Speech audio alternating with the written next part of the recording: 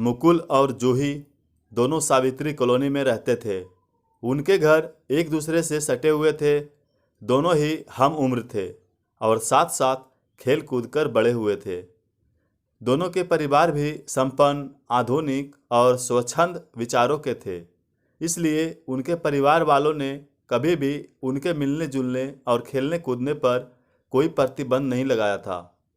इस प्रकार मुकुल और जूही साथ साथ पढ़ते लिखते, खेलते कूदते अच्छे अंकों के साथ हाई स्कूल पास कर गए थे। इधर कुछ दिनों से मुकुल अजीब सी परेशानी महसूस कर रहा था। कई दिन से उसे ऐसा एहसास हो रहा था कि उसकी नज़रें अनायास ही जूही के विकसित होते शरीर के उभारों की तरफ उठ जाती है, चाहे वह अपने आप को लाख रोके। बैडमिंटन खेलते समय तो उसके वक्षों के उभार को देखकर उसका ध्यान ही भंग हो जाता है।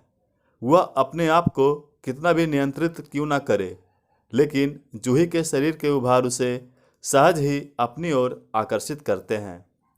जूही को भी यह एहसास हो गया था कि मुकुल की निगाहें बार बार उसके शरीर का अवलोकन करती है। कभी कभी तो उसे यह सब अच्छा लगता, लेकिन कभी कभी काफ़ी बुरा लगता था। यह सहज आकर्षण धीरे धीरे न जाने कब प्यार में बदल गया, इसका पता न तो मुकुल और जूही को चला और न ही उनके परिवार वालों को। लेकिन यह बात निश्चित थी कि मुकुल को जूही अब कहीं अधिक खूबसूरत, आकर्षक और लाजवाब लगने लगी थी। दूसरी तरफ जूही को भी मुकुल अधिक स्मार्ट, होशियार और अच्छा लगने लगा था। दोनों एक दूसरे में किसी फिल्म के नायक नायिका की छवि देखते थे। बात यहाँ तक पहुँच गई कि इस वर्ष वैलेंटाइन डे पर दोनों ने एक दूसरे को न सिर्फ ग्रीटिंग कार्ड दिए, बल्कि दोनों के बीच प्रेम भरे मैसेजेस का भी आदान प्रदान होने लगा। इसके बाद तो एक दूसरे के प्रति उनकी झिझक खुलने लगी। वे दोनों प्रेम का इजहार तो करने ही लगे, साथ ही फिल्मी स्टाइल में एक दूसरे से प्रेम भरी नोक-झोंक भी करने लगे। हालत यह हो गई कि पढ़ते समय भी दोनों एक दूसरे के ख्यालों में ही डूबे रहते। अब किताबों के पन्नों पर भी उन्हें एक दूसरे की तस्वीर नज़र आ रही थी। इसके चलते उनकी पढ़ाई पर असर पड़ना स्वाभाविक था। इंटर पास करते करते उनके आकर्षण और प्रेम की डोर तो मजबूत हो गई, लेकिन पढ़ाई का ग्राफ काफ़ी नीचे गिर गया, जिसका असर उसके परीक्षा फल में नज़र आया। नंबर कम आने पर दोनों के परिवार वाले चिंतित तो थे, लेकिन वे नंबर कम आने का असली कारण नहीं खोज पा रहे थे। इंटर पास करके मुकुल और जूही ने डिग्री कॉलेज में प्रवेश लिया तो उनके प्रेम को और विस्तार मिला। अब उन्हें मिलने जुलने के लिए कोई जगह तलाशने की आवश्यकता नहीं थी। कॉलेज की लाइब्रेरी, कैंटीन और पार्क गपशप और उनके प्रेम इजहार के लिए उम्दा स्थान थे। इस प्रकार मुकुल और जूही का प्रेम परवान चढ़ता ही जा रहा था।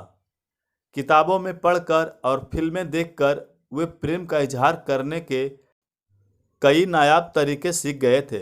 इस बार वैलेंटाइन डे के अवसर पर मुकुल ने सोचा कि वह एक नए अंदाज में जूही से अपने प्रेम का इजहार करेगा।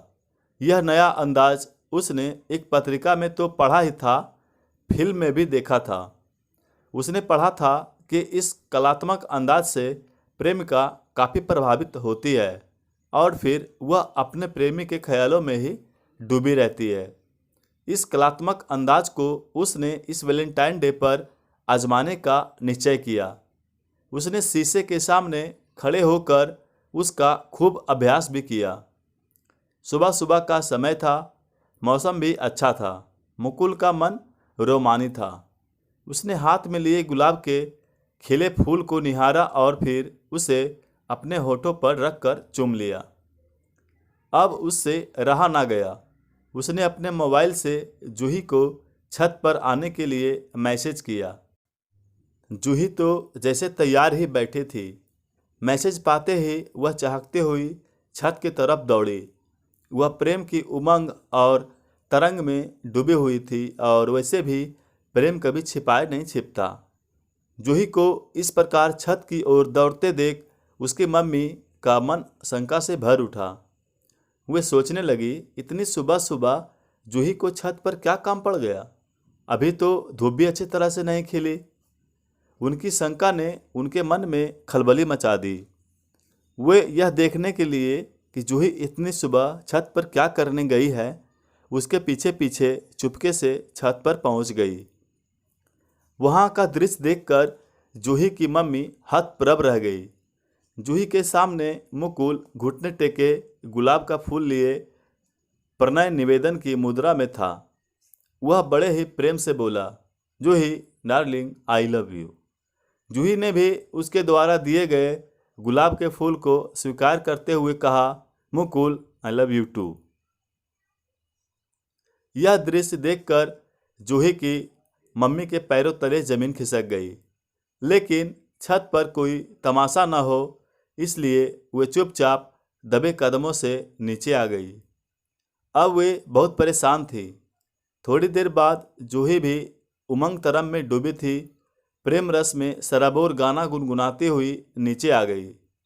इस समय वह इतनी खुश थी मानो सारा जहां उसके कदमों में आ गया हो। इस समय उसे कुछ भी नहीं सूझ रहा था। उसकी मम्मी को भी समझ नहीं आ रहा था कि वे इसके साथ कैसे पेश आए। उनके मन में आ रहा था कि जूही के गाल पर थप्पड़ मारते मारते उन्हें लाल कर दे। दूसरे ही पल उनके मन में आया कि नहीं, इस मामले में उन्हें समझदारी से काम लेना चाहिए। उन्होंने शाम को जूही के पापा से ही बात करके किसी निर्णय पर पहुंचने की सोची। उधर आज दिन भर जूही अपने मोबाइल पर लव सॉन्ग सुनती रही। शाम को जब जूही की मम्मी ने जूही के पापा को सुबह की पूरी घटना बताई तो वो भी सन्न रह गए। फिर भी उन्होंने धैर्य से काम लेते हुए कहा, निशा, तुम चिंता मत करो। जूही युवावस्था से गुजर रही है और यह युवावस्था का सहज आकर्षण है। क्या हमने ऐसा नहीं किया था? राजेंद्र, तुम्हें तो हर बात मजाकी सूझता है। यह जरूरी तो नहीं कि जो हम करें वही हमारी संतानें भी करें। निशा, मेरे कहने का तात्पर्य यह नहीं है कि बच्चों के भविष्य को ध्यान में रखकर कोई कदम ही ना उठाया जाए। मैं आज ही मुकुल के पापा से बात करता हूँ। बच्चों को समझाने से ही कोई हल निकलेगा। जूही के पापा ने मुकुल के पापा से मिलने का समय लिया और फिर उनसे मिलने उनके घर गए। फिर दोनों ने सौहार्दपूर्ण वातावरण में मुकुल और जूही के प्रेम व्यवहार और उनके भविष्य पर चर्चा की, जिससे वे दोनों कहीं गलत रास्ते पर न चल पड़े। दोनों ने बातों ही बातों में मुकुल और जूही को सही मार्ग पर आगे बढ़ने की योजना और नीति बना ली थी। तब एक दिन मुकुल के पापा ने सही अवसर पाकर मुकुल को अपने पास बुलाया और उससे इस प्रकार बातें शुरू की जैसे उन्हें उसके और जूही के बीच पनप रहे प्रेम संबंधों के बारे में कुछ पता ही ना हो। उन्होंने बड़े प्यार से मुकुल से पूछा, बेटा मुकुल, आजकल तुम खोए खोए से रहते हो।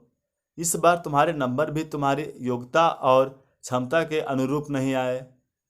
आखिर क्या समस्या है बेटा? मुकुल के पास इस प्रश्न का कोई सटीक उत्तर नहीं था। कभी वह प्रश्न पत्रों के कठिन होने का दोष देता तो कभी आंसर शीट के चेक होने में हुई लापरवाही को दोष देता। बेटा मुकुल, मुझे तो ऐसा लग रहा है कि तुम अपना ध्यान पढ़ाई में सही तरीके से नहीं लगा पा रहे हो। कोई इस विष का मामला तो नहीं है? यह सुनते ही मुकुल को करंट सा लगा। उसके मुंह से तुरंत निकला, नहीं पापा, ऐसी कोई बात नहीं है। बेटा, यह उम्र ही ऐसी होती है। यदि ऐसा है भी तो कोई बुरी बात नहीं।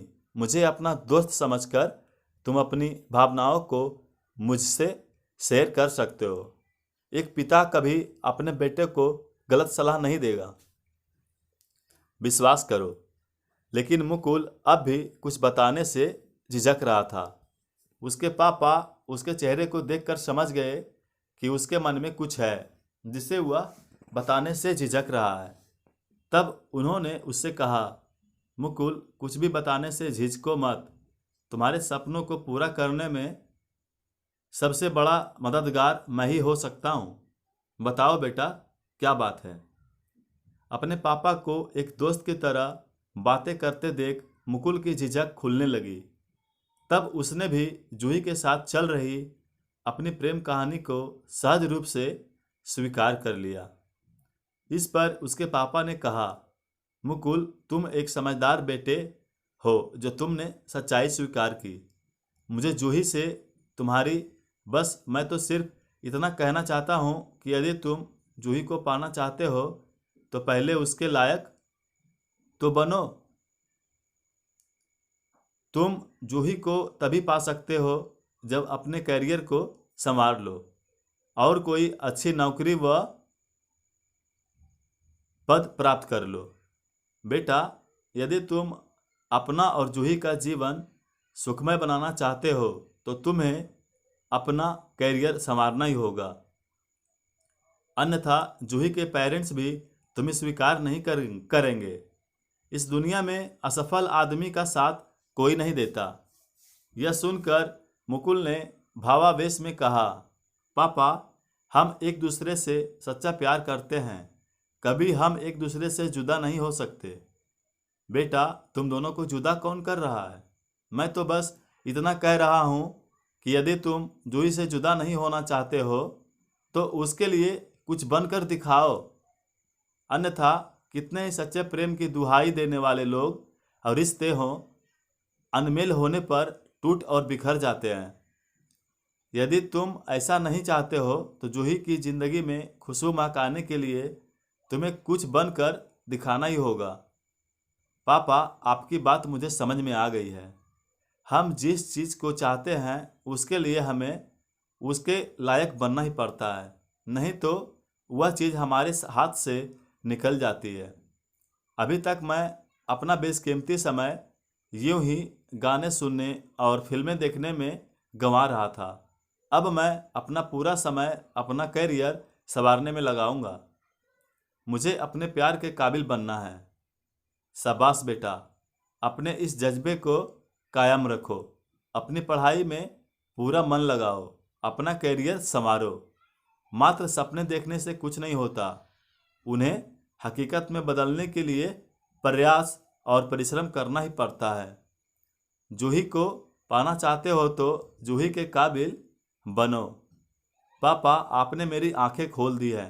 मैं आपसे वादा करता हूँ कि मैं ऐसा ही करूँगा। ठीक है बेटा, तुम्हें मेरी सलाह समझ में आ गई। मैं एक दोस्त और मार्गदर्शक के रूप में तुम्हारे साथ हूँ। इसी प्रकार की बातें जूही के पेरेंट्स ने जूही को भी समझाई। इसका असर जल्द ही देखने को मिला। मुकुल और जूही एक दूसरे को पाने के लिए अपना अपना करियर संवारने में लग गए। अब वे दोनों अपनी पढ़ाई ध्यान लगाकर करने लगे थे। जूही और मुकुल के पेरेंट्स भी यह देखकर काफ़ी खुश थे कि उनके बच्चे सही राह पर चल पड़े हैं और अपना अपना भविष्य उज्जवल बनाने में लगे हैं। आज की कहानी यही समाप्त होती है। धन्यवाद दोस्तों।